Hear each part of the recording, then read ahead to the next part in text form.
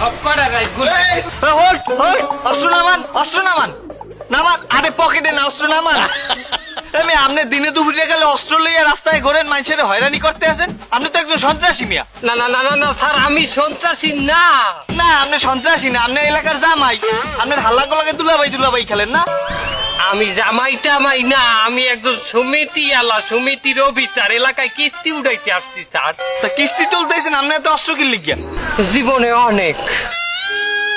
অনেক খাতা কলম লইয়া তার মানের কাছে আসছি, কেউ কিস্তি দেয় না। বাবারে সোনারে, বাবা গো, কাকু বাতিজা, মা গো, কত কিছু যে বলাইছি, সোজা কথায় গিয়ে ওঠে না, কেউ কিস্তি দেয় না। তার বাধ্য হইয়া হাতে অস্ত্র উঠাই নিচ্ছি, আমার সমিতিরে আমি স্বাধীন করবো, আমার সমিতির ব্যাপার কিস্তি আমি উঠাবো। তাই বললে আপনি অস্ত্র হাতে তুলে নেবেন, এটা তো অপরাধ। সেন্ট্রি গ্রেফতার করো।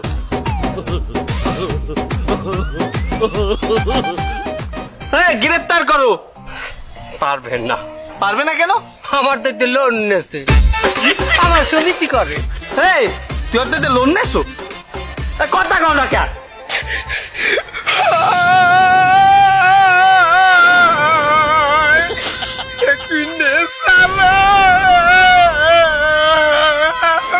কি তুই লোন নেছো?